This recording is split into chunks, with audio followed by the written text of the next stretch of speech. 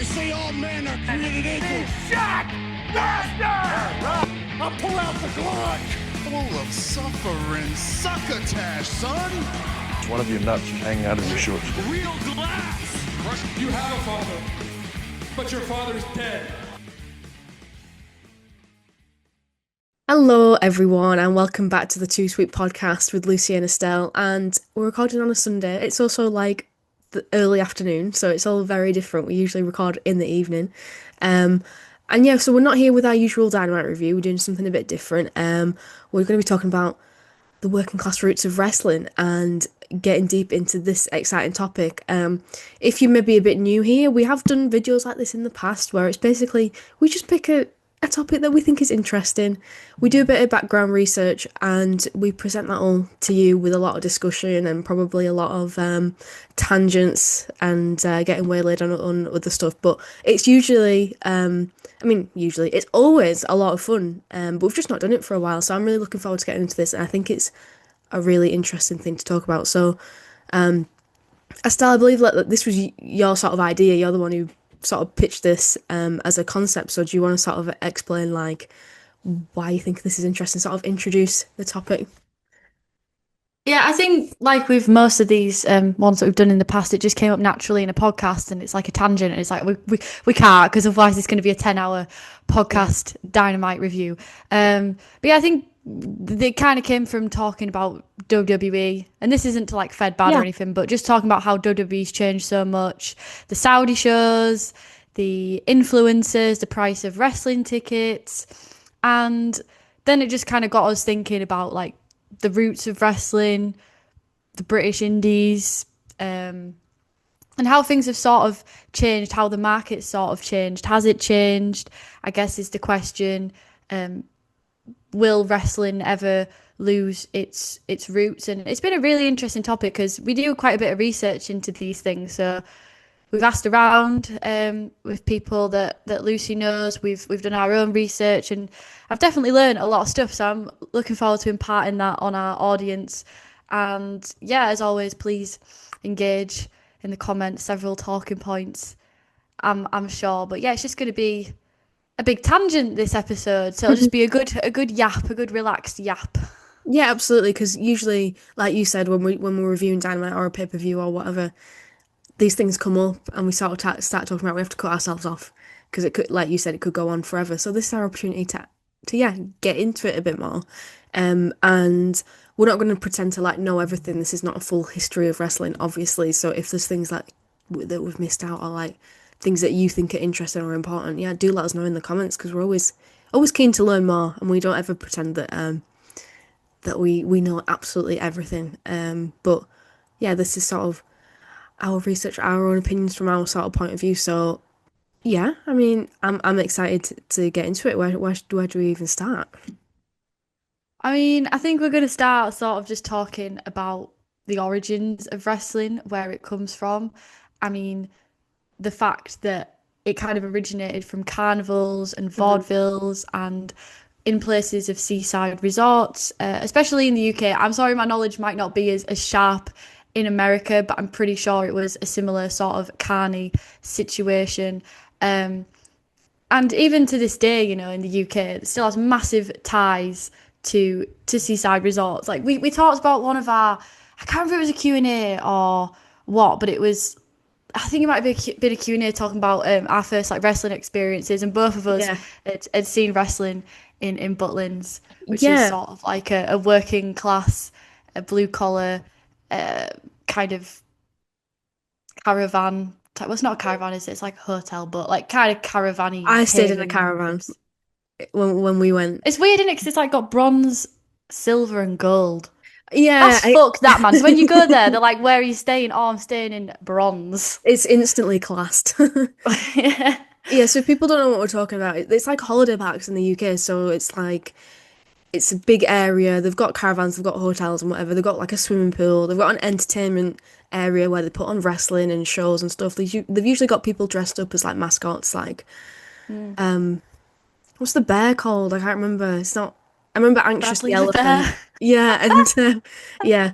So then the idea is it's quite affordable for families to go, and they're in seaside resorts in England, which are typically the more working class towns as well because of, well, getting into the socio-economic history of the UK. That's where the industry was once upon a time, and it isn't anymore. So they're run down. But people, it's very much a thing nowadays, still. But it was a lot bigger, I think, when we were a kid because it, I don't know, it's just flights are even cheaper now to go abroad. But anyway, so you go to this thing, and the idea is you pay.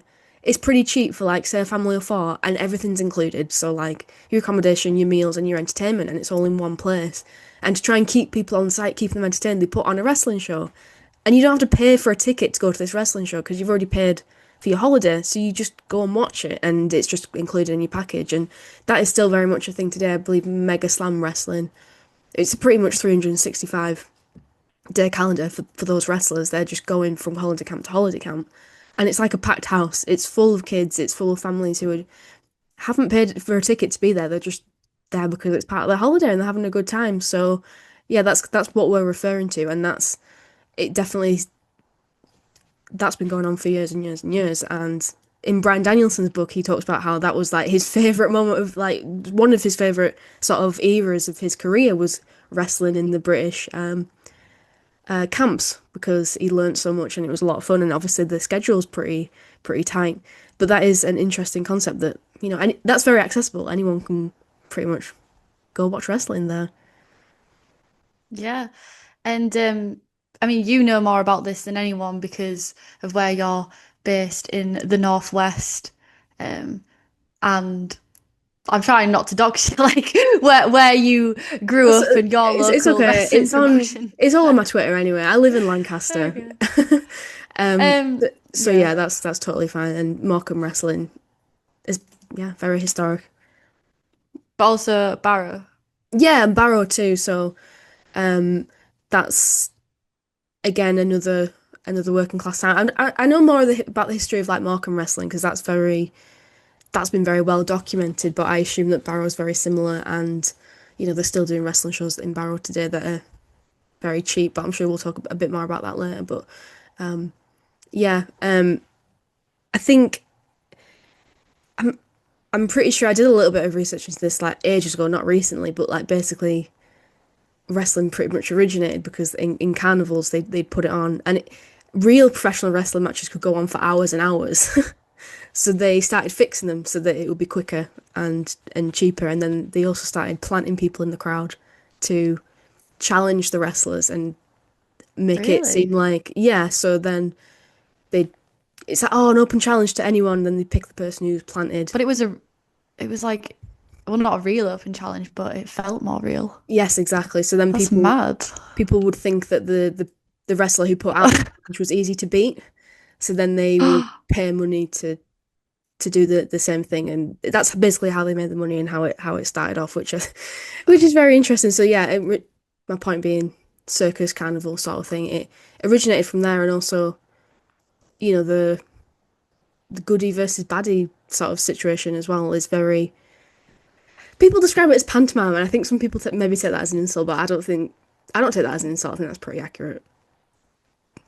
But that's the thing about wrestling, isn't it? Is it's so multifaceted. It's so difficult to explain. Like when people like, why do you watch it? Like what sort of enjoyment do you get out of it? Or trying to describe what AEW is, or trying to describe what New Japan is, and trying to describe what WWE is, because wrestling can be so many things at once. It can have a sports presentation. It can be more serious. It can be comedy. It can even be romance. It can be slapstick. It could be comedy.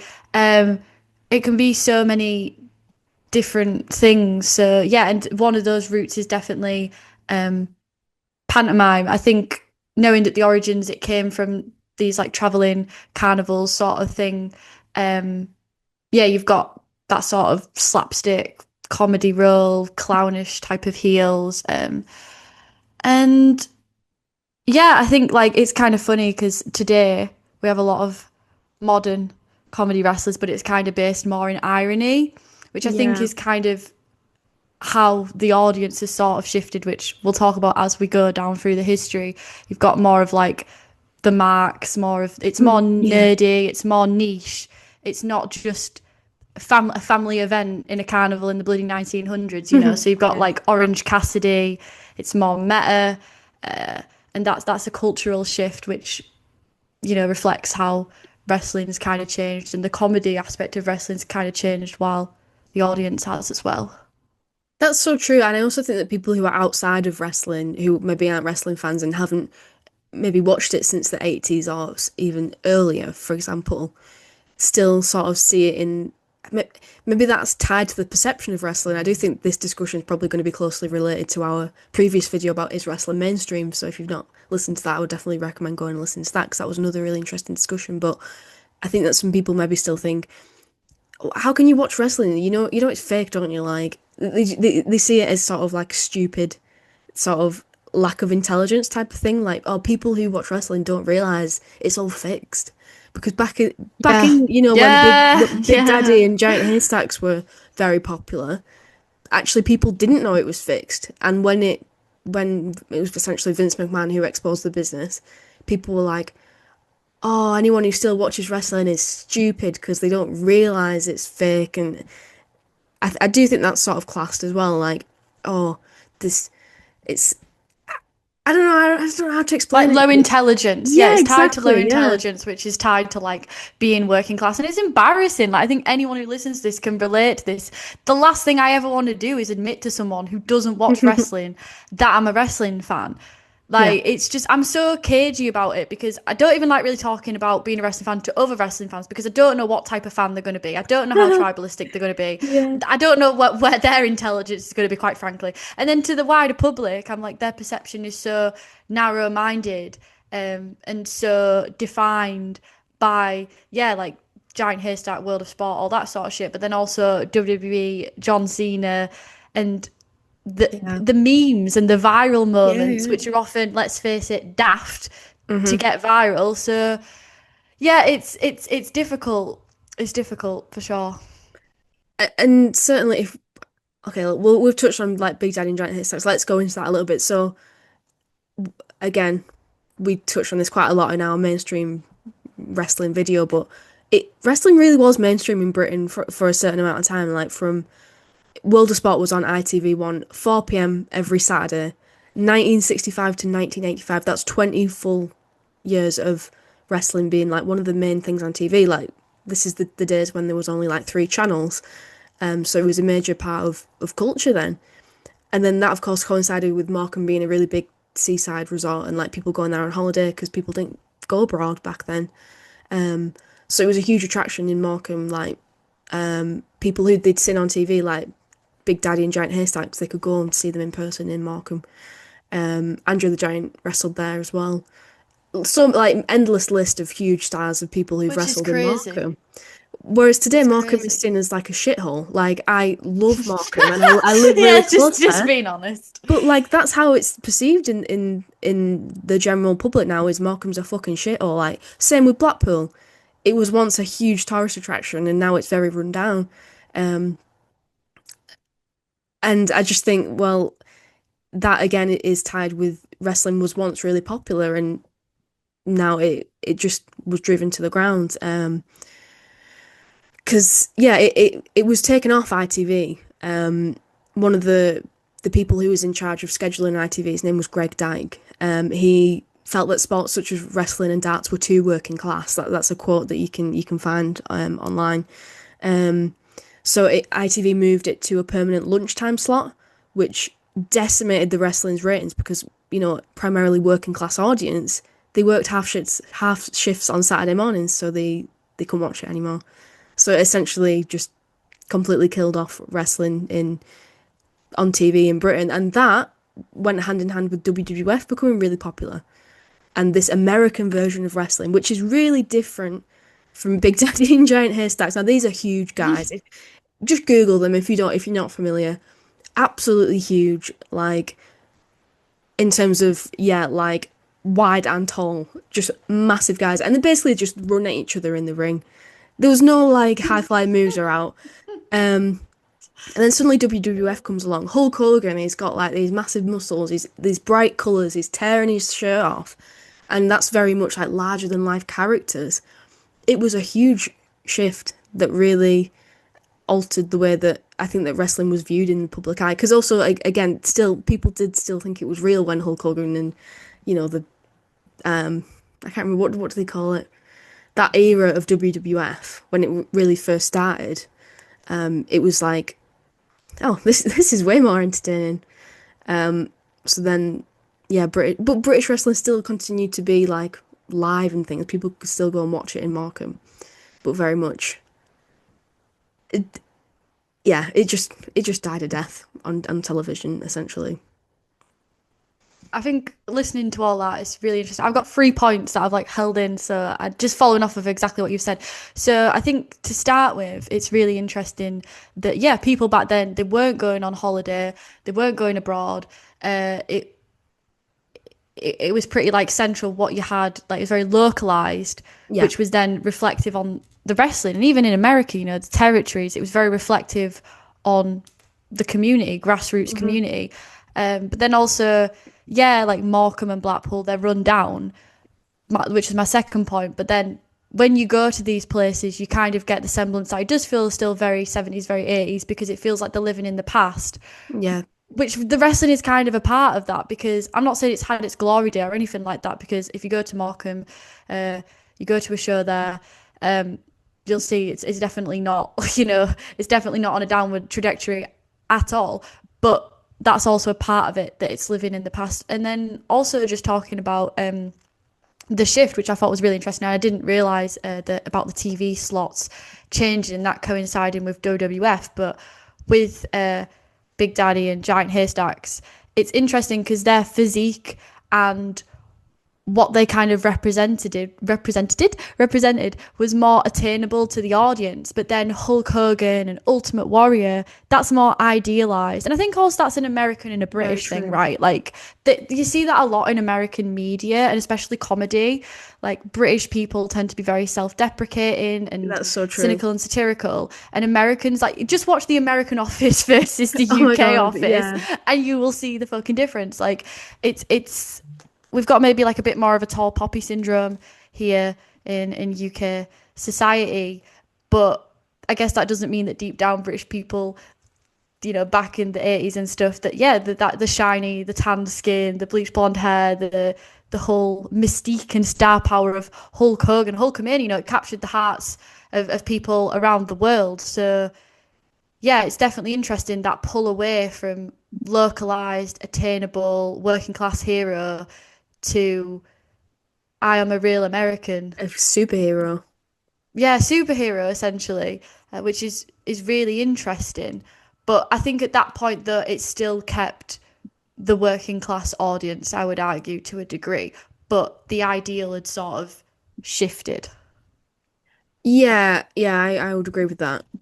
And I think, but also it was so it glamorized. But then I don't know, like if we then flip the switch and then try and think about like the American sort of territories, I'm not very well educated on that side of things, to be honest with you. But I think about someone like Dusty Rhodes, for example, who essentially built a career off being the everyman and the relatable character.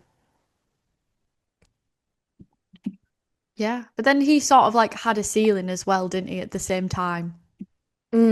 Yeah. Especially like once he moved to WWF. Oh, So definitely, definitely, I yeah. think it's like, yeah, he did make a great mark, and he definitely was a hallmark sort of working class hero, but he did not fit with Vince McMahon's vision of what a Yeah, world champion should be.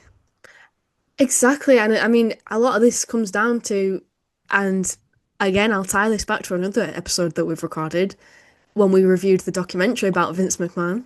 Go and listen to that if you haven't. But he has definitely had a huge impact on the way that wrestling has been perceived and I guess received by audiences because he had his idea of what the ideal wrestler should be like, and that has essentially shaped, I mean, everything. Where we are today is very much influenced by him. And his dream was always make wrestling mainstream, make it pop culture, and bringing in the celebrities and things early on. Cyndi Lauper, for instance, in the 80s. that's kind of led to where we are today. Like, not to skip ahead so much, but like, today it's not really a new concept having celebrities involved in wrestling and etc. But now it just seems even like just a hyper version of that.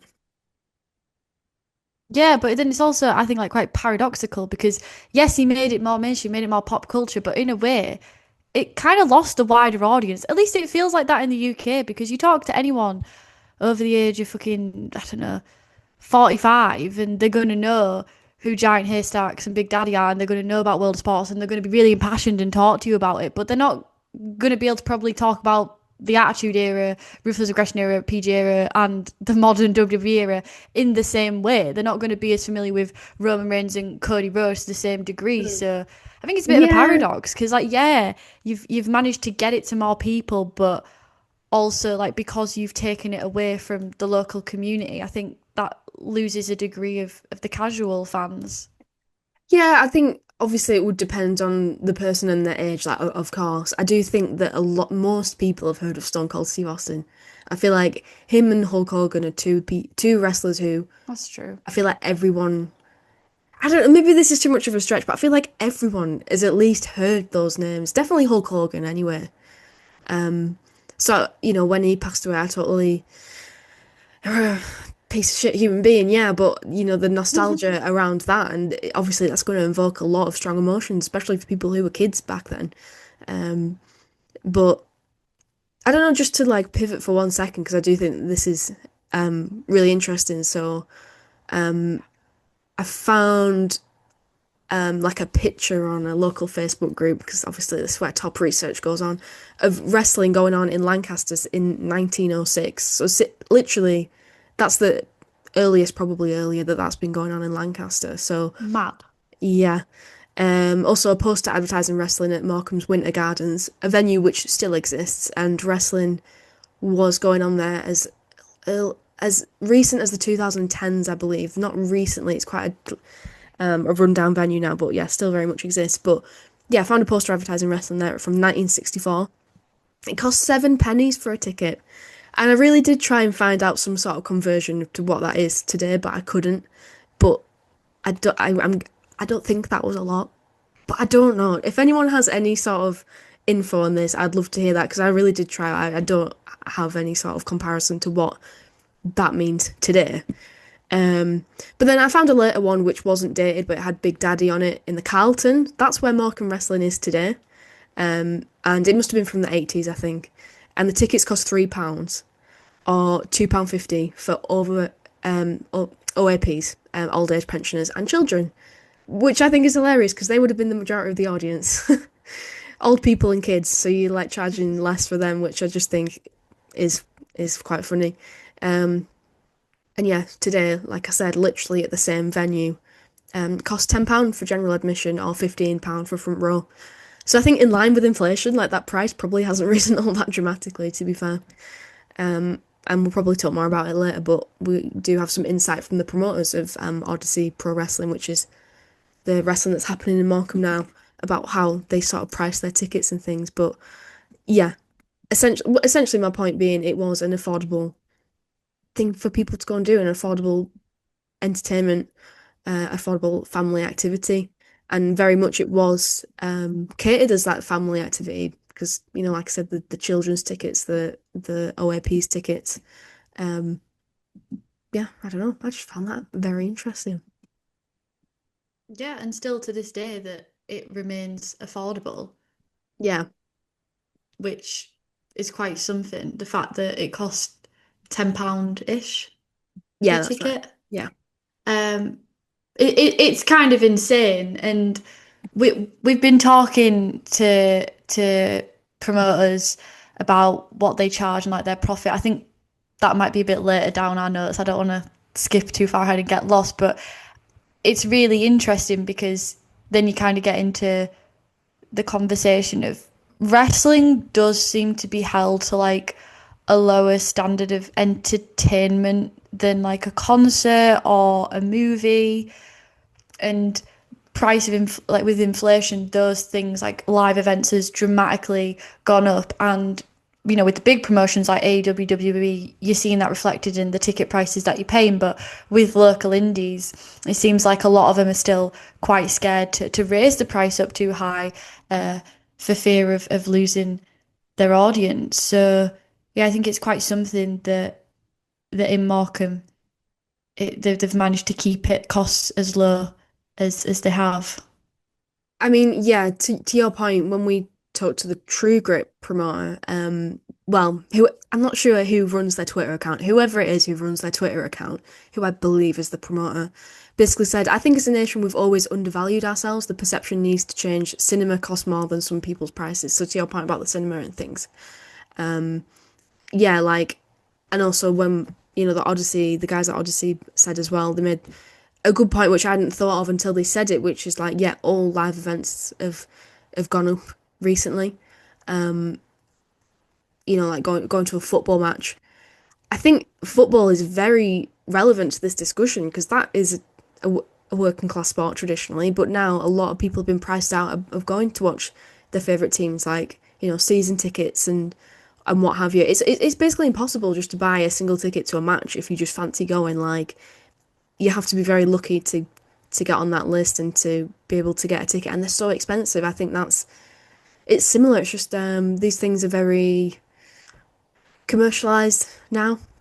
I think that's a symptom of the society that we live in now. And go on a massive rant about capitalism and stuff, like I often tend to do. But that's kind of the way the world is going. So it's not really a surprise that WWE, for example, is going that similar way in live. Their tickets are going up, and a lot of people think they're going to go up even more. Especially with their ESPN deal recently, that's probably going to drive it even further. Apparently, WrestleMania is going to be essentially not like a pay-per-view anymore. It's just going to be on ESPN. So that's going to drive up those prices and demand to go watch that thing even more.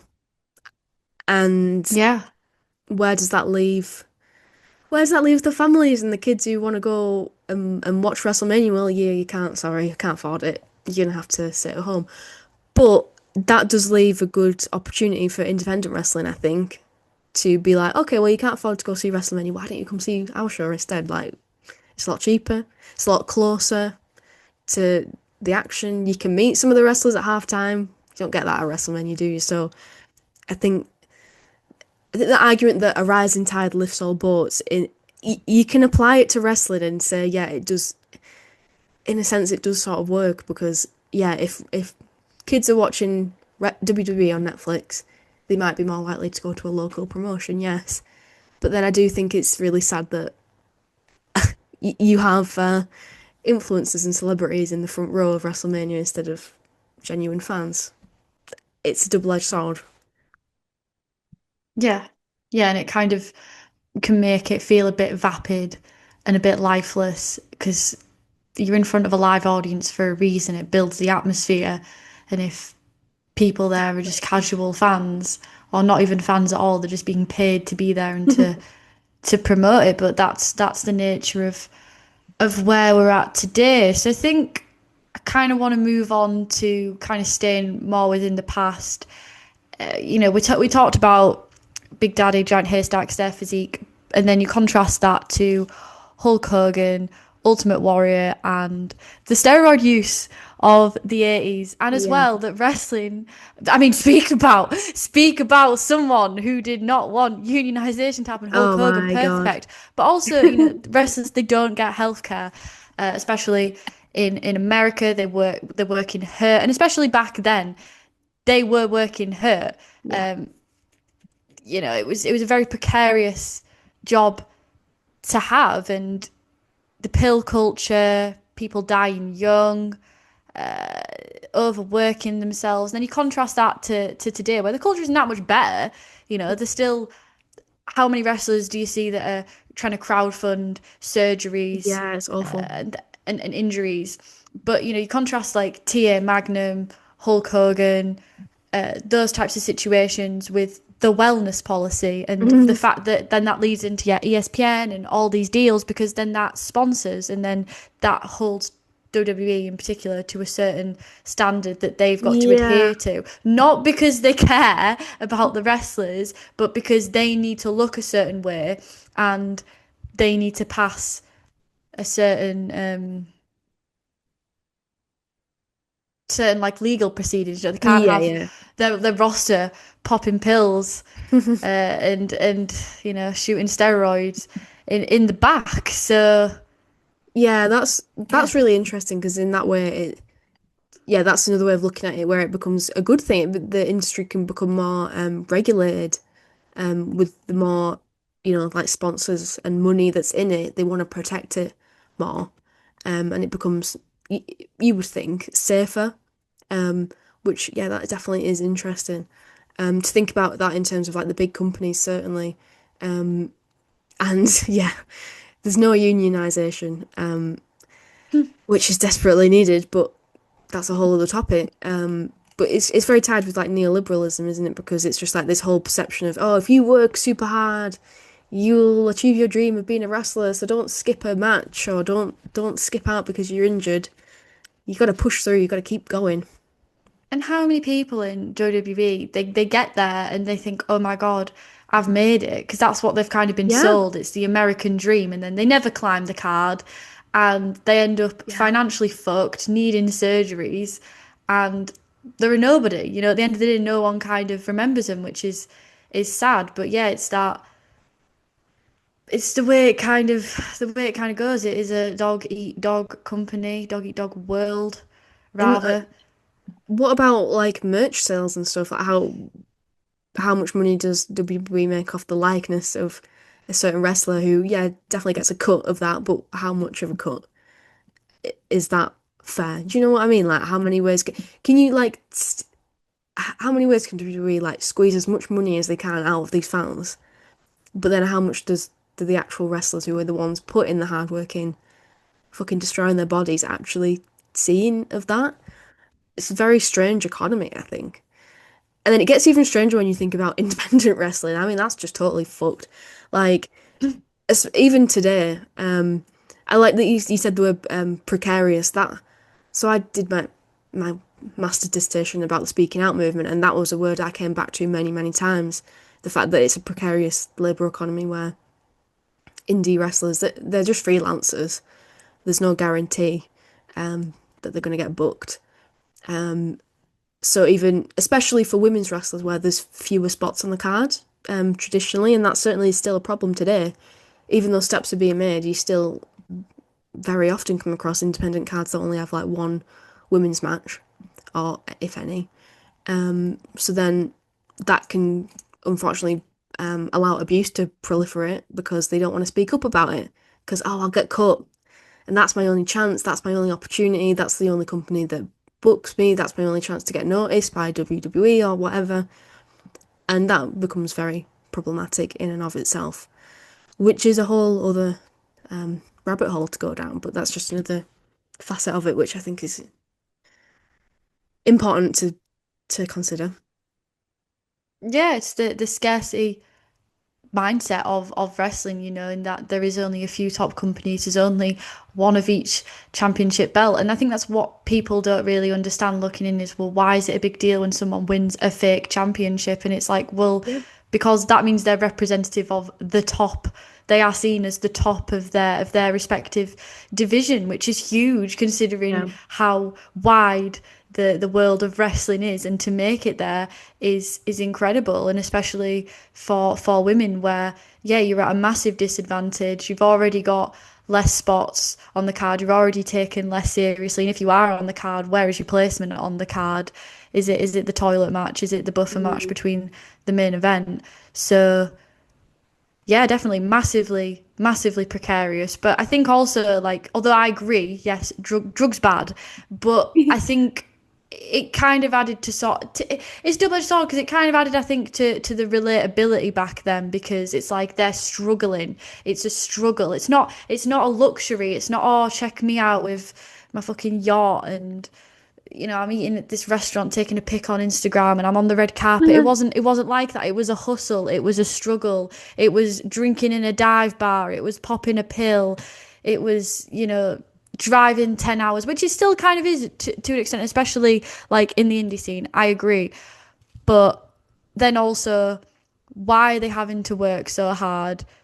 Well, in the case of steroids and that, it's to maintain a certain physique, which is idealized, which Yeah. is part of what you were saying. It's that superhero, I forgot the like figurine type of physique. And I always think that's done so much damage to the industry because to this day, and yeah, it comes from Vince McMahon and his fucking Fetish. fetishes, yeah, that's where it comes from. But to this day, you've still got people on Reddit and Twitter being toxic as fuck, commenting on people's bodies when really they have no such business of doing so. That's so And true. the way they look does not impact their job. And then in the same sentence, they're like, yeah, but I do like Kevin Owens, and well, I do like Mick Foley, but this person needs to work out. And it's like, shut the fuck up. Like, can they wrestle? Can they go? Can they do their job? If they're getting blown up, that's different. Then it's like, yeah, you can't do your job. You're an athlete. You need to do your job. And I'm kind of going on a tangent now. But it's like, if they can go, they can go. Yeah. But back then, I think the Totally pressure agree. was even higher to look a certain way and to 100%. act a certain way. And it's like you said earlier about people clinging to the past perceptions of wrestling and still kind of holding true to that today. I think that's still a huge thing. The physique is still a huge toxic part of it. I dread to think how much body dysmorphia that's caused as well. Absolutely, and especially because that is not taken seriously at all.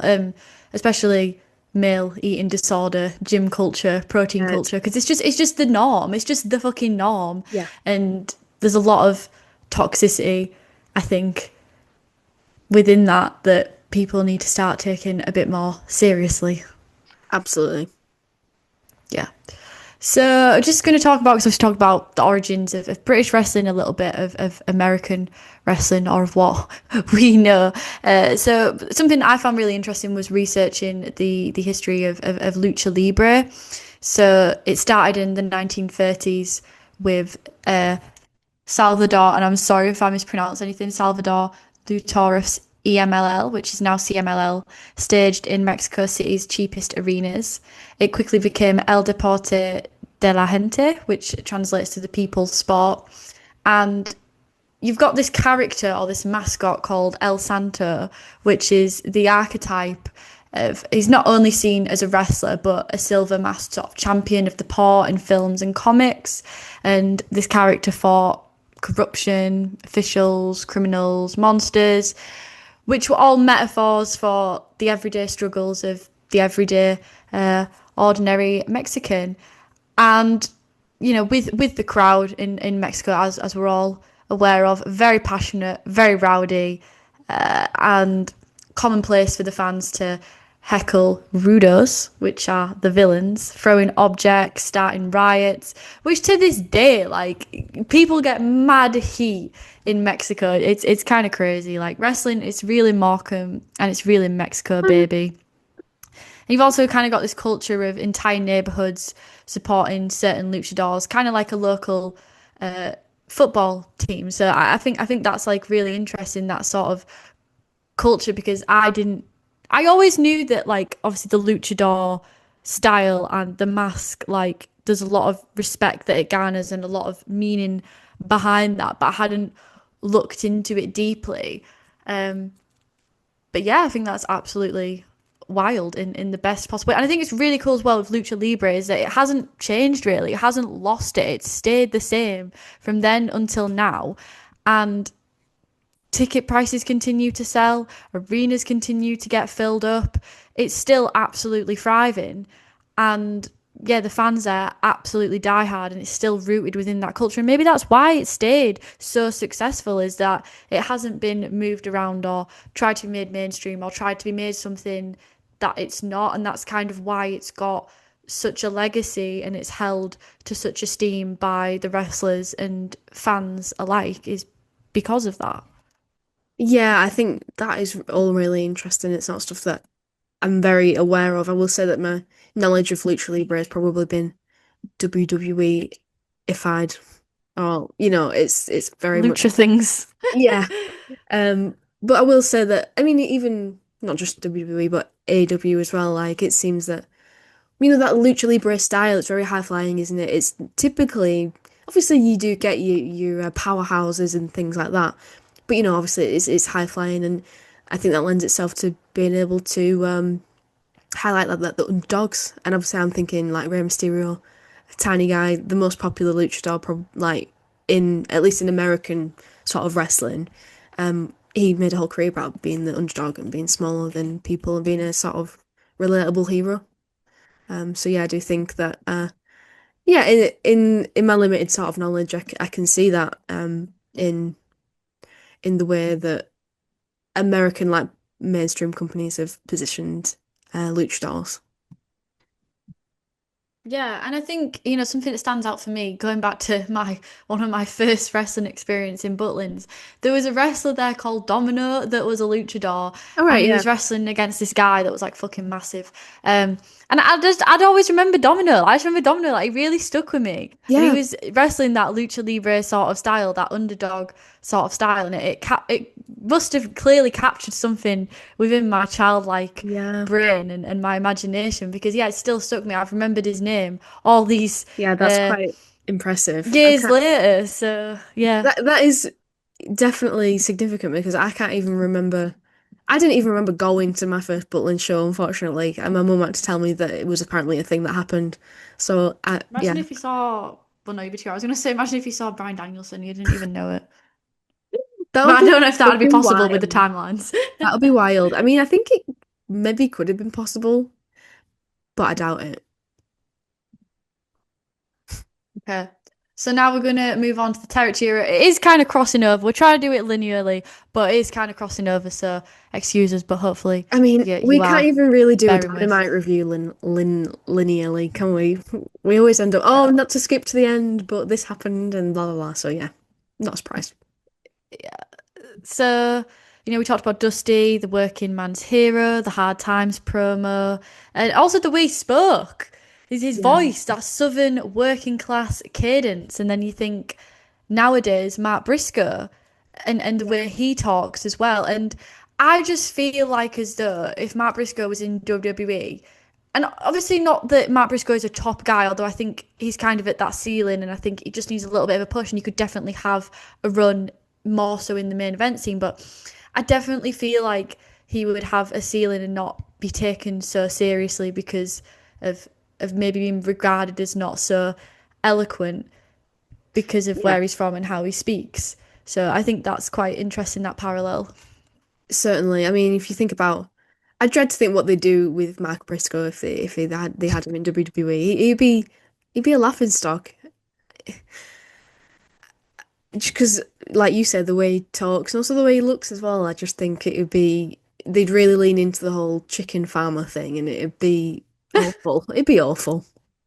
But I think with Matt Briscoe in AW, I feel like I'm with him, I'm laughing with him, and Yeah, I'm on the journey with him. I don't feel like I'm laughing at him, like he's not definitely. a Yeah, comedy character, and he's presented very endearingly. And so when the heels do point out these things about his background, you're like, no, fuck you, MJF. That's exactly. rude. Exactly. Yeah, and let's think about MJF. Like I don't know. Maybe not go. I don't need to go into that now, but just it's just funny, isn't it? How you like he's a heel and he's always bragging about how much money he's got and he's throwing his money around and thinking about like when he was trying to get in the Hurt Syndicate, etc. Yeah, it's like the stick it to the man. We don't like rich people. Eat the rich. I don't know. That's kind of like how AEW feels like it's like positions itself because you also have like Brody King coming out with the fuck ice shirt on. I don't know. It just And feels like Hangman. yeah, And there was a great piece which I will link in this YouTube video that I can't remember, it was a British newspaper uh, tabloid, and they talked about the political leanings of WWE being right leaning and AEW being left leaning, yeah. and it was really really well done. So I put that in because it was really interesting, the deep dive, and the way they did it is I can't really pay dues to it. It's better if you guys just go and read it because it's really good. Yeah, that just sounds interesting, and definitely that's something. I think it's just how do you position yourself on the political spectrum. It does certainly feel it in many ways that AW is. is on the left and WWE is on the right. Does that alienate certain members of the audience? I don't know. That's a whole different discussion. Yeah, it alienates me because I think with WWE, it's not just about how you presenting the characters. That's very nuanced, like the rich characters being sort of swami and a bit evil, and you know, what I mean, like, even WWF did that with like Million Dollar Man, right? Yeah. It's not a Yeah. new thing, but that's a nuanced thing, right? The thing is more so overt, the fact that WWE is a MAGA fucking company. They are Yeah, in I the White mean, House, you know, like it's a literally, bit more in your face. Linda And McMahon. that's Saudi blood money. Yeah, Linda defunding public schools. Triple H is just in the background, like nodding along, like hell yeah, girl. Yeah, meanwhile, It's AEW's world champion is a past public school teacher. right, Night and exactly, day. Night and fucking day. exactly. But yeah, you also had Junkyard Dog in the Mid South. And again, similar to the UK, it was accessible, localized, blue collar, more visceral reactions as opposed. Yeah, that was the other thing, like chants and people believing that it was real back then. You Yeah, get that more visceral reaction. You've also got, I mean, even now, like, you know, we like a drink, we have a drink when we go to shows, but back then, I feel like everyone had a pint in their hand. And people, can you imagine if fucking people in the 80s went, this is awesome, this is wrestling? Can you imagine, bro? Fuck off. Oh no, because they'd be shouting, telling the heels to fuck off and die, and throwing bricks at them and shit, you know. Yeah. But I think that comes down to it as well, like the heel versus face type thing. It was very that dynamic was very clear cut, and people went for a good time. They wanted to boo the heels, and I know Greg Lambert, who is he's a wrestling promoter in Markham in the past. He's done everything there is to do in Markham, in terms of wrestling, and he loves talking about like grannies and things with their handbags and literally hitting the heels and things like that. So that's very much a thing in Britain as well as the US. I think it's so interesting how crowds have changed over the years. Like if you look back on WWF shows as well, I'm sorry, ranting a little bit now. If you go back and watch 80s wrestling, I love that because I love how you can always hear the little girls screaming and the women screaming and they're all really excited and they're jumping up and down. I think I don't know, I feel like the audience was a lot more diverse back then. Maybe we've come full circle and it's more diverse now, but it certainly went through a period where wrestling was very much for the boys. Yeah, I'd argue kind of more within the territory days, you'd have a lot more women, it feels like, Yeah, because they would kind of try to position their top stars as attractive and because they thought it was yeah, real, right. and so you had the women sort of like swooning over the men. When it kind of went more into like the Attitude Era, and that was really targeted towards the male demographic, Vince Russo's kind of influence on that. And then post that, then you have the nerd culture, which Yeah, is not very welcoming to women. I'm not going to say it's not the most comfortable sort yeah, of environment to well, be in with exactly. these socially awkward men. And I say that with love, you know, having been part of the wrestling community and other nerdy communities for a while, you know, if you live in a community with a bunch of men who are socially awkward and don't know how to speak to women, it's not like, you know, you as women you've kind of got to carve out your own little niche and your own sort of little space. Yeah, and it's also can be quite isolating because there's always the thing of, oh well, you're a wrestling fan, don't you just watch it to see shirtless guys? Can you name 14 Bruiser Brody matches? I don't, you know what I mean? Yeah, well, I don't have to Gatekeeping. queue for the toilet when I go to shows, so fuck you. So fucking true.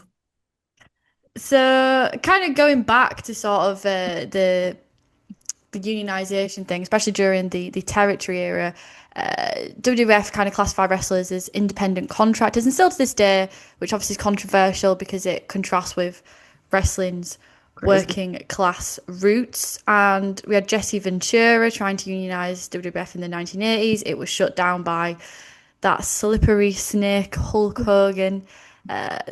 The labour struggle itself, tied to a theme of working class culture, being erased.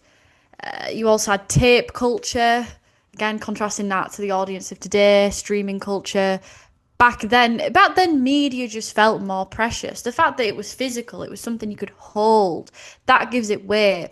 But also, you know, tape culture to me kind of feels like thrifting. It's like you had to look for it, you had to find it, you had to be in the know, Braid it, and yeah. you were educating yourself on it, and everything felt more precious compared to now. Um, yeah, the hustle, wrestlers hustling town to town, cash payouts, rough travel, mirroring working class precariosity, which we talked about, and then now wrestlers kind of still living in that sort of limbo, indies especially, but big stars are brand managers. We've got Twitch streamers, crossover entertainers, and more, which kind of curates a middle class sort of creative gig economy where they've got multiple sources of income. But then, not to keep Fed bad in, but if the Fed did bad, then I wouldn't have to Fed bad. But they think about WWE and how they control those sorts of things. And Yeah, we've seen it with the OnlyFans. You're not allowed to have an OnlyFans. We've seen it with them being funny about Twitch streaming. They really do not like cameo. it. WWE does not like losing control. That's why they hate AEW. Exactly, That's why yeah. they want to raise it. WWE wants control over everyone and everything and wants it to be their certain way or the highway. And anything that's a threat needs to get cut down to the monopoly. So yeah, Definitely. Yeah, definitely. And again, that's with the independent contractors thing, that comes down to that as well. And it's so that, how can we grab as much money as possible? Oh, well, we're not going to pay for the surgeries, etc. It's very, well, it's capitalism. It's the worst example of that, one of the worst examples of that, I think. I don't know. I don't really have anything else to add other than it's really bad. it bad. Then in Japan, we had Antonio Inoki seen as the fighting for the people, his match against Ali in 1976. And that brings us to this culture which still pertains to this day of the hometown hero versus the big bad foreigner. I mean, how many gimmicks, Waldo von Erich with his Nazi get up, then even to this day, Rusev, how he was sort of Mm. portrayed. I mean, even when freaking Claudio first arrived, Cesaro, do you remember that? And how he was sort of presented. But I guess that kind of ties into the origins of wrestling in that people want to cheer for their local hero, Yeah. but then also don't look too deeply because racism. So, Yeah. yeah. I believe Speedball Mike Bailey talked about this recently in an interview. He basically said, yeah, wrestling's been weirdly racist historically a lot. And I think he made a really good point when he said that it's great that now a company like AEW can expose lots of fans to different nationalities and different types of wrestling, like the Mexican wrestling, the Japanese wrestling, and everyone else, in a positive way. And it's starting with these archetypes, which, yeah, I think he was absolutely right in saying that. Unfortunately, you did historically see a lot of but it's just how they told the story, wasn't it? Foreigner, I hate the USA, or I'm a communist. Yeah. I'm a Nazi. Yeah, yeah, for sure. But then with AEW, you think how they've kind of subverted that in modern times. MJF's whole American hero thing and how he was literally booed In for America. for yeah, for being like, I'm the American hero and Yeah, I'm going to the UK to beat Will Ospreay and how that was sort of received. So, it can be a divisive formula, I guess. Also with Antonio Inoki, because I kind of went on the tangent with the foreigner bad thing. He was kind of framed in Japan as the fighting spirit. That's where it came from. That wrestling style, and it's symbolic of the Japanese salaryman, which is a different kind of working class identity because of the different culture in Japan. So yeah, I thought that was interesting too. definitely is. Yeah, very interesting. And again, it's something that I'm not all that familiar with, like the history of Japanese wrestling, but yeah, that is. Yeah, very interesting. So then that leads us to the WWF. So we've talked about the territories. Now we're talking about when Vince McMahon snaps them all up, takes over his dad's company, and yeah, creates the phenomenon that we now know as WWE. So we talked about a lot of this when we did our is wrestling mainstream sort of thing and how this impacted the mainstreamness of wrestling. Elevating the product, pay-per-views, WrestleMania, sensationalized, more pop culture, touring house shows, use of celebrities. Territories in the US, they were based in rural, industrial, and small working class regions, Appalachia, the Deep South. As wrestling's globalized through the inception of WWF, but then, you got WWE, AEW, New Japan, it's shifted to these urban areas, so New York, Tokyo, London, Las Vegas, which is really interesting. That prices out the local rural fans. And yeah, that ties into, I think you talked about earlier, neoliberalism.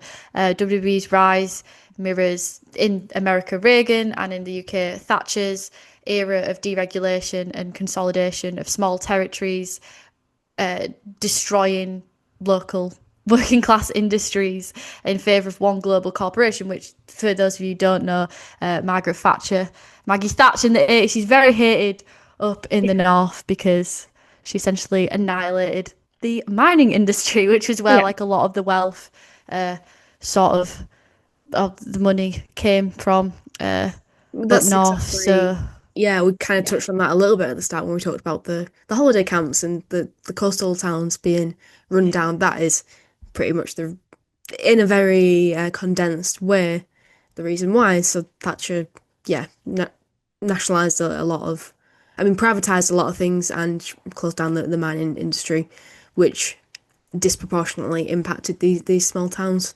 And yeah, that's very interesting because I'd never really thought about that actually. But you can't have a huge wrestling event.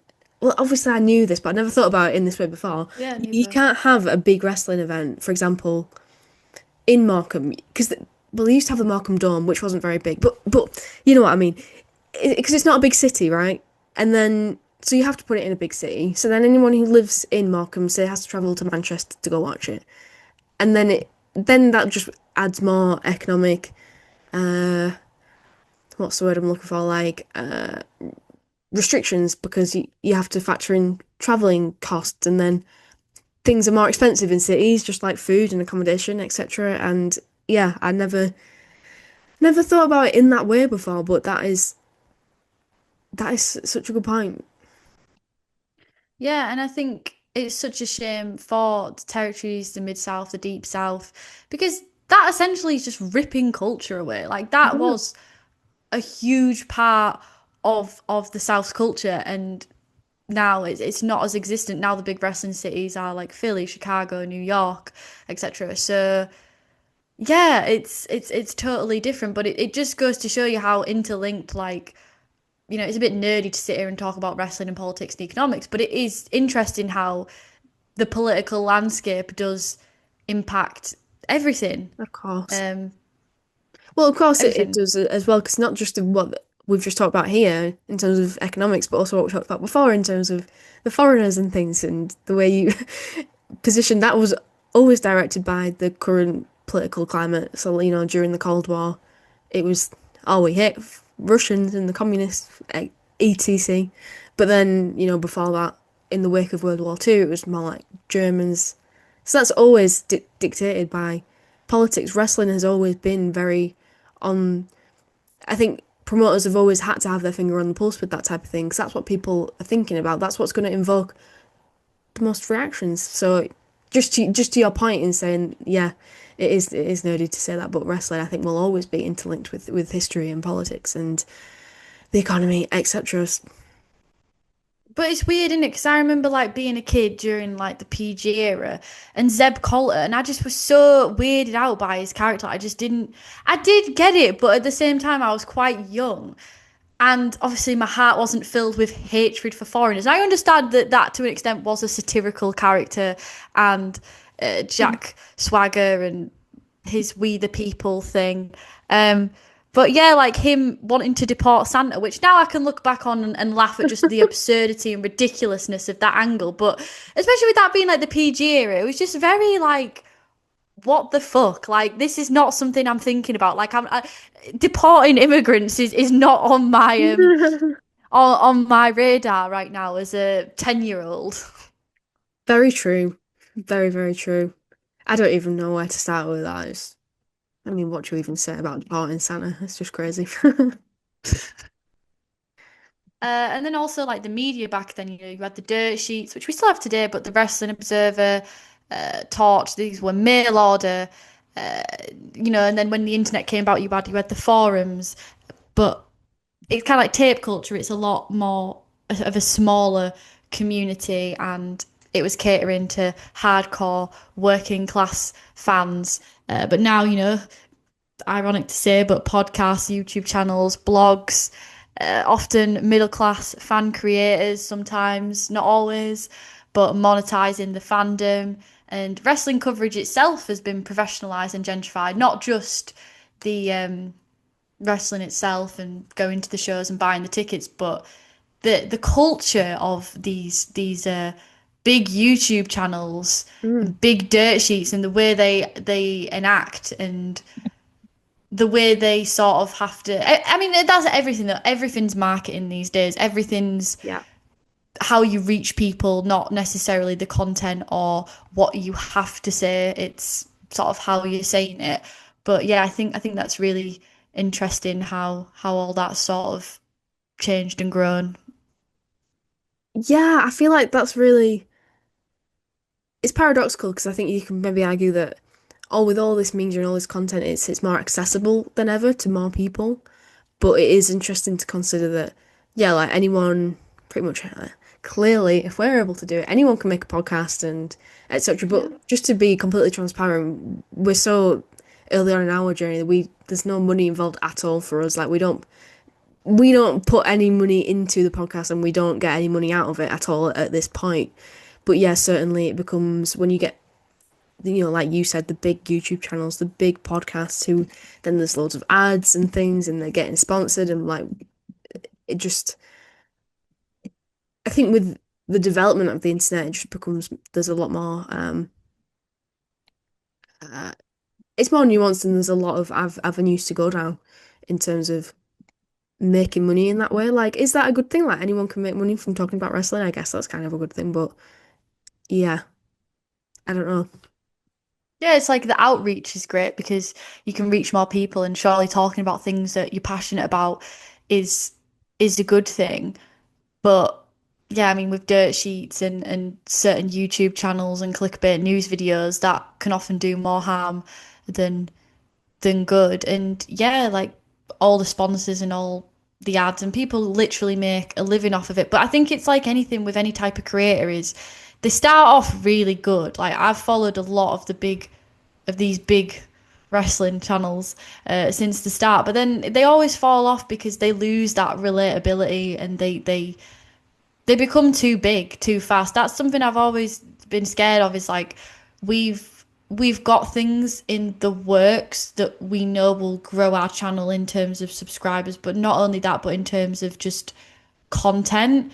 Mm. But we've been kind of wary because I don't want to grow too fast. Like I don't want, which seems like a ridiculous thing to say, but No, I don't think it does. yeah, I like this community a lot, and I wouldn't want to kind of lose that and bring in a bunch of I want people here who like actually want to be here and actually like the show, and I want to only record the show if I enjoy doing it. I don't ever want it to become a burden or, and I think that's the difficult part is when something becomes your job, your attitude towards it is different because there's a lot of people like a certain YouTube podcast channel that I used to like watching, but then their their videos became very clickbaity and they wouldn't even necessarily talk about what they enjoyed. They would just talk about what's popular because that's what gets clicks and views. And then at Yeah. that point, it's not authentic, it's not relatable, it's not transparent. And at that point, I'm like, we'll see you later, you know? Yeah, yeah, exactly. And as well, when you say that when something becomes job, yeah, it can lose its soul. And I think it's hard, isn't it? Because I think if I can relate this back to like wrestlers actually wrestling like in the scene as well, like to an extent, you really have to have a lot of love for wrestling to work hard on the indie scene because there's no money in it really. You know, you really do have to truly love it to want to do that, and often they have to have a full-time job, and wrestling's essentially a hobby that they happen to get a little bit of money for. Um, but yeah, I hope that we never end up um doing clickbait just to get as many clicks as possible and get that dollar. Maybe we'll sell out one day. I don't know. Hope not.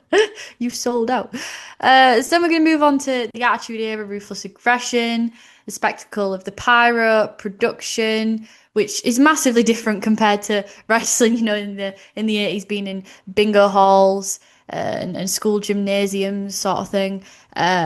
Mainstream, drawing in a huge audience. Yeah, as I say, old wrestling, sparse production, smoke-filled rooms, sweaty gyms. It looked working class. It felt working class. It was reflective of the people that were there. And then you got modern wrestling, pyro, LED screens, stadium staging. The spectacle itself mirroring expensive sports like the NFL, NBA, which changes the class coding of the product. Again, at this time, with the fucking Nielsen bloody numbers, which people are still obsessed with to this day, but you know, we've got to hit that 18 to fucking 45 or whatever it is demo, focusing on the young men.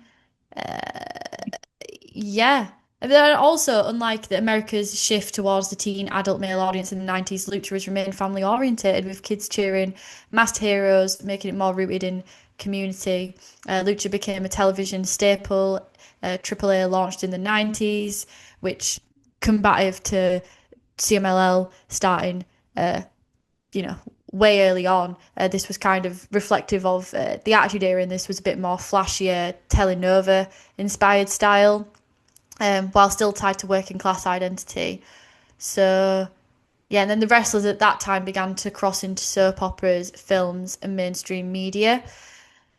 And then we had the economic crisis of the 1980s and 90s in Mexico, which hit fans hard, but lucha stayed affordable compared to other forms of entertainment. It was the sport of the poor. So I think that's really interesting how some things were kind of similar, some things were kind of different.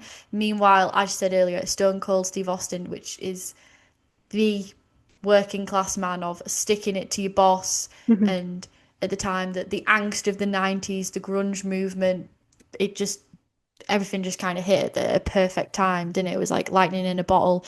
And then ECW, the hardcore style, rebellion against corporate wrestling, Philadelphia culture, Sandman, alcohol culture, beer soaked, rowdy. Socializing was part of the show, and poster culture. All of these things which really brought a liveliness to the show and added a great dynamic. But as I said, it's kind of been lost. I mean, at that point, some of the smarky chants kind of started, but again, it's not to the same extent of today. This is awesome. Like, Yeah, it's just like exactly. no, it's not the same. Well, I think that if you, I'm thinking about ECW, like people go, like you said, like maybe to socialize and that's it. It's an event where they really want to enjoy the wrestling, they get properly invested in it, but it's more like, okay, I'm drunk and I'm having a good time with my friends rather than, oh, I'm passionately booing the heels type of thing. You know what I mean? They're enjoying the violence of it. And I really enjoy how AEW with the current residency that they're doing is kind of hark back to the ECW, that the way that this it's set up and you know the cameras and stuff, it feels, I don't know, because it's such a small arena, it feels working class. It sounds kind of stupid to say, but just because it's so small and packed, just kind of has that type of atmosphere about it.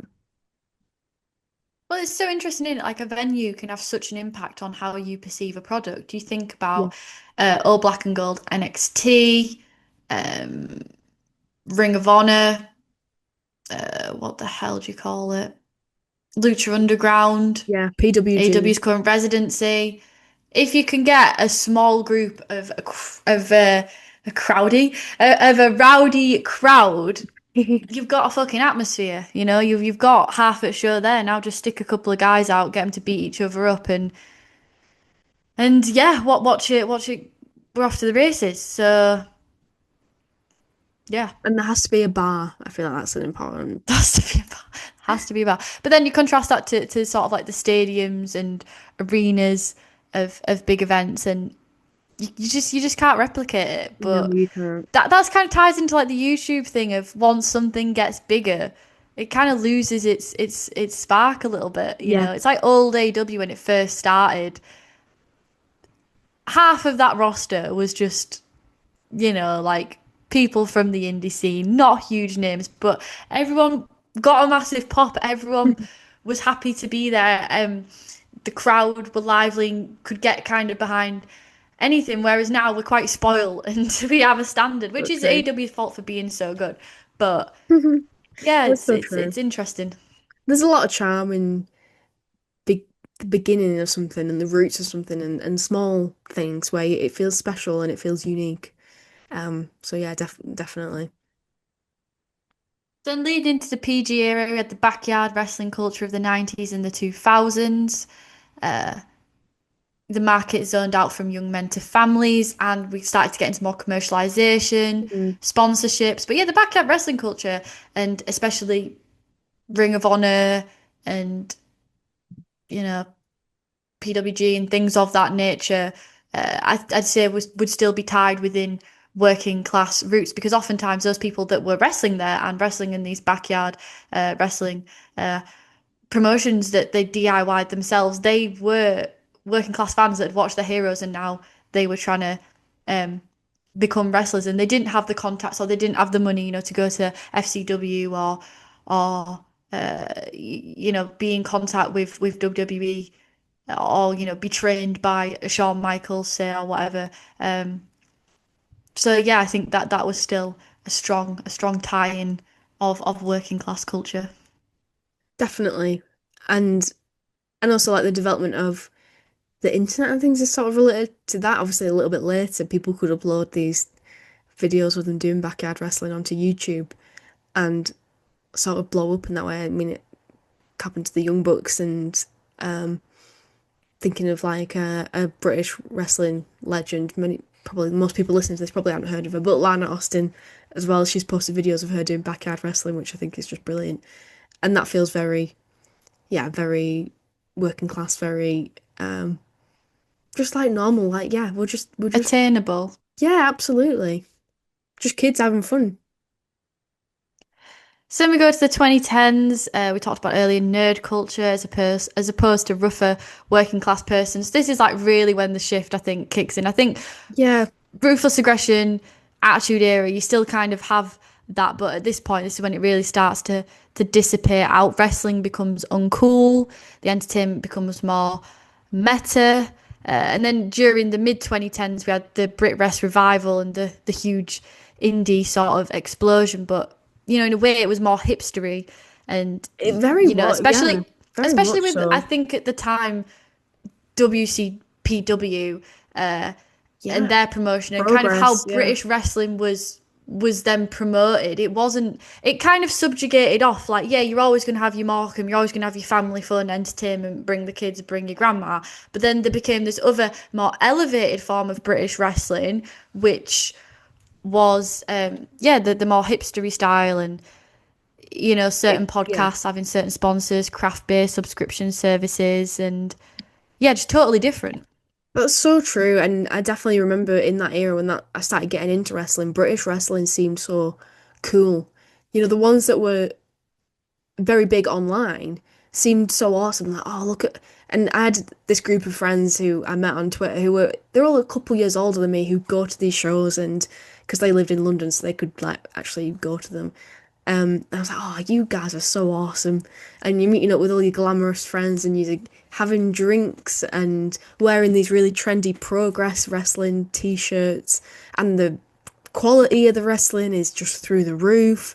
Will Ospreay, for example, like was a big mainstay then and putting on the same quality of matches that he does now. But I feel like that was like a microcosm because there was, of course, still the working class, the the holiday parks, the American wrestling show that I went to, that's the only event I could go to. The wrestling fucking sucked, but it was a it was a crowd full of kids having a great time, so it still existed, but I think with the internet, this cool version of it, this really high quality, just totally blew up and it seemed like the most amazing thing ever and it was very hipstery, yeah, absolutely. And that kind of ties in, I think, to how wrestling in the mainstream was viewed as uncool. So then it's kind of like, oh, okay, wrestling's uncool. So then again, it tore off again to the indie scene and the hipstery part about it becoming cool, sort of thing, which kind of combated that because, yeah, at the time, WWE was the main product in America, most mainstream product in America, and yeah, the quality was declining year on year. Right? So then finally, that leads us to the current product, which we've really been interweaving as we go, so we can sort of have an ongoing comparison. But yeah, ticket prices going up, influencers, Netflix deal, Saudi, MAGA ties, merch culture, which is huge. And again, also interlinks, I think, to the 2010s and that hipster sort of movement, which is a bit of a double-edged sword because on one side it's like a middle class thing maybe because I think having disposable income to be able to buy hundreds of t-shirts and hundreds of figurines and what have you could be argued as that, but then also I guess from a wrestler perspective it's really cool that they can take charge of their income and that's a great source of revenue for them. But I guess it's also similar to music because that's how a lot of bands and musicians make their money nowadays because they're not making it with ticket prices. It's been absolutely fucking scalped by venues and Ticketmaster. So And Spotify yeah, I guess, as well, not giving them any money for streaming. of course. Yeah. Yeah, very true. It's just, yeah, it's so weird to think about. Like when we lay it all out on the table like that, it's so strange how different it is. Right at the beginning of the discussion, we spoke about the mainstream being World of Sport Wrestling on ITV and how really stripped back that was, and people in the audience were paid 7 pennies to go and watch it because they did do TV recordings in Morecambe. To today, when you compare it to what's mainstream now, it's WWE on Netflix. I know it's maybe contentious to compare World of Sport Wrestling to WWE, obviously two completely different things. But you think about it, it's the two mainstream most popular things on television in terms of wrestling. And now it's on Netflix. There's ads all the time. There's ads all over the ring. I mean, what about As that? well, Like, I just want to say because I think I forgot to mention this, but wrestling in the UK it's now on Netflix, which is really accessible. But even the 2000s and the 2010s, it used to be on Sky, which it was like a separate cable extension that you had to pay for. And if you had Sky, like you were kind of posh, like you were posh if you had Sky, because Sky would get you like the Disney Channel, Nickelodeon, Boomerang, and fucking Sky Sports, which you'd be able to watch Raw and SmackDown on. So in a way, it's that kind of was a bit less working class. I think the fact that you had to have that extension to watch it, or you could pirate it. Ahoy! yeah. Not endorsing illegal activity. So yeah, and I think with the wrestlers, we touched this on our mainstream episode. More nepo babies, NFL stars, less direct class connection. Refreshing to see Hangman being a teacher originally, which, as you said, a lot of indie wrestlers having to work 2 jobs, having to have a backup plan. Not having healthcare also being a massive part of that in America. And also, if you come from that background of being a nepo baby or a rich NFL football star or a gymnast or whatever, and then you kind of get into WWE through connections, you miss out on the hustle of sleeping in a car, working a side job. But then I was like, is that a good thing? Because for me, I always like feel connected to someone when they've struggled. Like my favorite wrestler growing up was CM Punk because of how much he struggled, and that I could see myself in him. I couldn't see myself in John Cena. I couldn't fucking relate to John Cena. Fuck off, Exactly. fuck off, man. Like he just used to piss me off. That's why his retirement now means nothing to me. Like I respect him now, and obviously I have respect for him that I didn't have as a kid. But no, I want to see some hustle. But then I'm also like, is that a good thing? Because then is that glorifying struggle? But then I guess like that's something you can only relate to if you kind of had a rougher background. Yeah, because it's like, do we want to celebrate like wrestlers sleeping in their car and not being able to afford this and that or whatever? But I totally understand what you mean. It then just breed this more. Well, I'm just gonna say it, just a more well-rounded and likable person if you have struggled a bit, other than compared to, Builds I don't. character. Yeah, exactly, exactly. And I don't want to name an example just because I don't want to dunk on anyone. But when you have someone who's clearly not really worked very hard to get their position in wrestling and they're not even that good because of who the dad is. I do have someone in mind, and I'm not gonna say who it is, but they're just like not very good basically. And it's just like how I don't like you because you've not done anything to deserve where you are.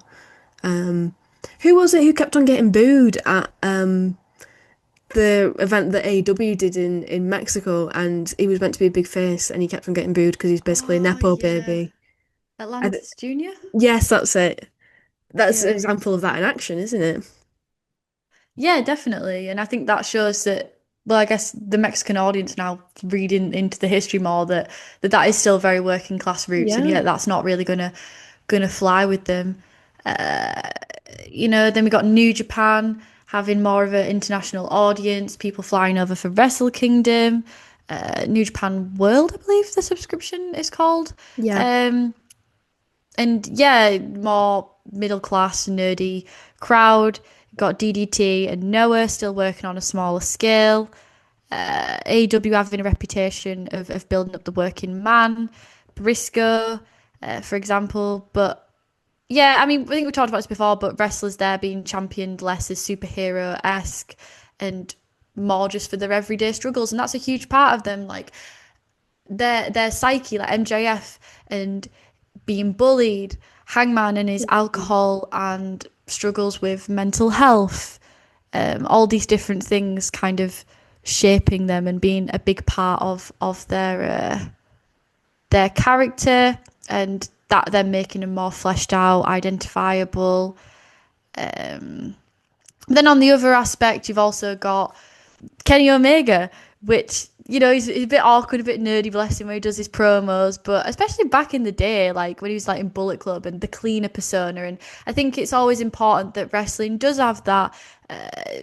What do you call it? It always kind of doesn't lose sight of that escapism, because, like, I remember growing up as a kid and not having a great time growing up, but like the reason why I connected to wrestling so strongly was because of the escapism aspect. So it's like you Absolutely. don't want to watch, you don't want to fucking turn it on and it be like an episode of Corrie. You Yeah, want it right. to feel like you are escaping life a little bit. So I do think that's important too. Yeah, it's an important balancing act, definitely. But I love that about wrestling, that you can have a character who's really struggled and they're an underdog for whatever reason. But and this is an argument that I've tried to present to people who don't watch wrestling, is that that person can win, and they do in the end usually. That's the best thing about wrestling, is that the story can go any which way. It really doesn't matter how small they are or whatever they've not got going for them, because the whole point of wrestling is, well, I would think, is that you get a feel good ending, and this person's fought up through all these struggles and they come out on top at the end, and that's the ultimate escapism, the ultimate feel good moment that you want to cheer for. And you build up to that. So, as opposed to a real sport where, like, you know, whichever football team spent the most money ends up winning, for example, or whoever's um spent the most money to go to the best training school for, I don't But know, then it kind of is NFL. like that now, I'd say, in wrestling. Like it kind of is It's with hard, the isn't it? Nepo Yeah. and celebrity influence and the fact that, like, I don't even watch WWE, so I don't, like fucking, I would say Bad Bunny, but I think he's a G. But Mm. like Jelly Roll, Logan Paul, like Oh, definitely, yeah. they have done nothing to, and then they take up a spot on the card that could be reserved for someone who's been a fan their whole life. They've worked hard their whole life. They've had that hustle chapter, and yet they're left out in the cold. So I Yeah, don't know. for me, that's why. WWE's becoming, I'm becoming very detached from it because it still doesn't really feel like that. Yep. And then in the past, the working class, hyper masculine, gritty sort of physique style, Dusty Rhodes, Bruiser Brody, Terry Funk, to now more polished superhero like bodies, Roman Reigns, Kenny Omega, which kind of also reflect that middle class fitness culture, which fitness culture it's kind of a privilege. Like, if you're on Yeah, the fucking breadline, you're not going to be buying protein powder and being able to go to the gym for a few hours a day. exactly. Like, it's not how it works. Like, if you are on fucking the breadline, you are trying to survive. Like, you're not even thinking about stuff like that. And so, yeah, something like the older style of wrestling might be more resonate with those types of people.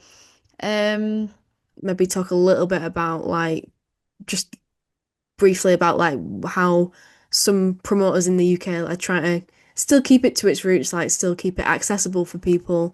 Um, like we talked about earlier, like the Markham wrestling promoters nowadays, they said, we want people to be entertained for an affordable price, but they also caveat that by saying, this isn't our sole income.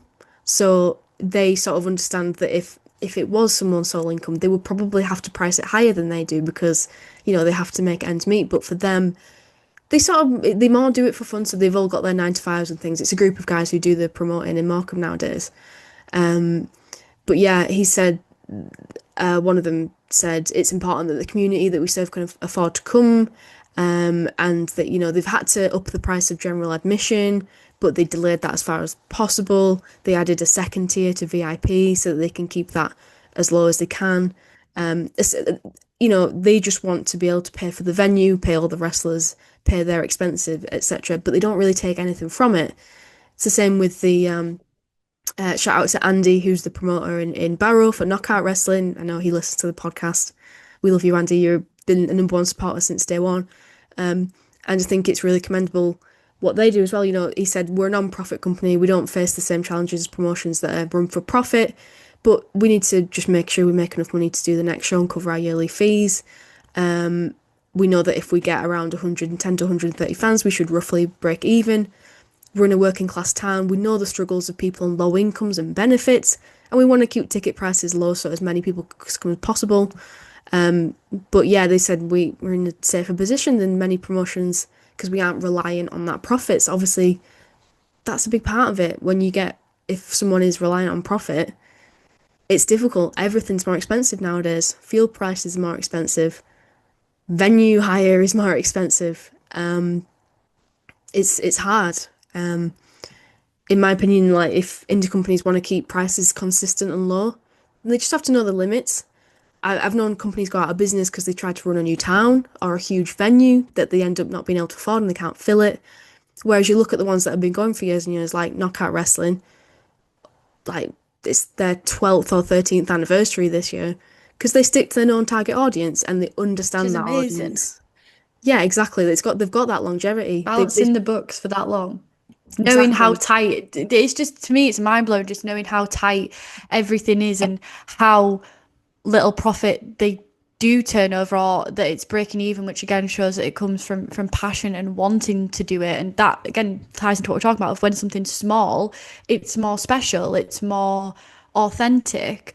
Hmm. But also I just can't imagine, because there's so many different things I imagine you have to be on top of and balance, and that must be so different, especially working another job as well. Like, that is insane to me. That is insane. Because I think we all have this kind of fantasy of, oh, I want to have a promotion and have the power to book. And I would fucking love that too. But then hearing about all the other stuff, the adult stuff, the administration, it's insane. It's insane. And I just have so much respect for anyone who has a wrestling promotion that has been able to keep it going. Never mind for that long. That is amazing. Absolutely. And also, you got to believe that they're going to have to dip into their own pockets at some point because, the funds are probably going to run low and you've got to be willing to put some of your own money into it. And I think that Knockout Wrestling are a great example of that because they don't try and outgrow themselves. They've been in the same venue for as long as possible. They're not trying to run huge arenas. I'm not saying that indie companies shouldn't try to grow and expand, but when you have something that's good and it works and you know the fans and you know that the fans are going to come back because they're hooked on the stories, is it worth the risk? I think that some places like want to have it all, booking big names, going to big venues, running every single town that they possibly can, all the bells and whistles. But I think that comes at the expense of someone. So like either the fans by increasing your ticket prices or yourself by making a loss, like I've just said. I do think there's a ceiling on indie wrestling, unfortunately. I totally agree. And as well, I just did a little poll on Twitter because I was interested in seeing what people were going to say. I just wanted to know if people have ever been priced out of going to a wrestling show. I have. I wanted to go to Clash in Edinburgh, was it? Clash in Glasgow? I don't fucking know. I wanted to go to that. Tickets were too expensive and I didn't go.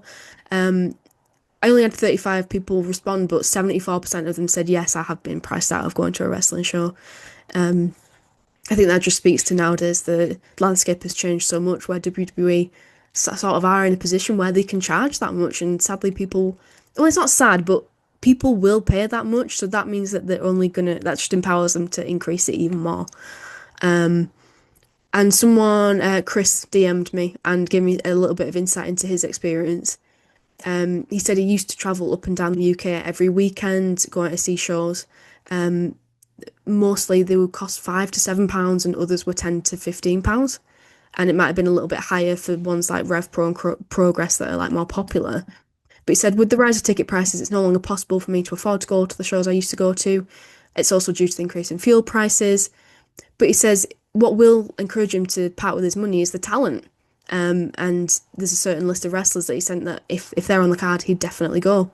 And also, he goes to every single True Grit show. He said he'd happily pay like 30 quid for that because he knows it's always going to be a really high quality product.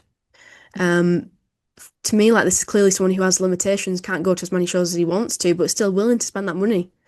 So I think it's clearly about booking the draws and building trust with fans, making them know that they can come back, part with their money, and still get a quality product every single time. I think that, again, that's just goes back to what I said earlier about doing the same locations as well, so you get the same fans coming back and understanding your audience, what they want to see.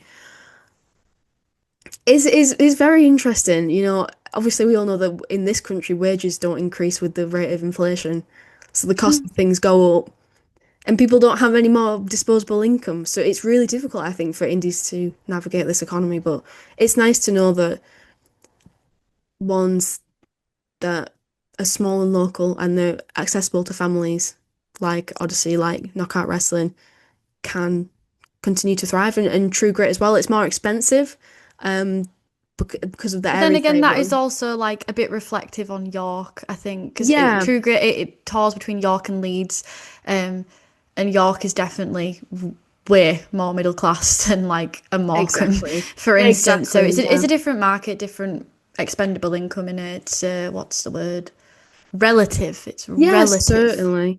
We had a little bit of insight from True Grit. They said profitable isn't a word associated with most wrestling companies, but they said they try and offer a range of prices and they've got different income streams. So you just got to make it work. And I think this has been a really interesting discussion. Work, baby. I think there's so many different avenues you could go down with this, but yeah, it's been a really interesting discussion. So if you have any thoughts, if you've been priced out of going to a wrestling show or you've got memories of going in the past and things, please do comment and let us know. Really interested in hearing it. And thank you to everyone who helped with this episode as well. I must bid you adieu, goodbye, and good night, bye. I wish you died in the womb.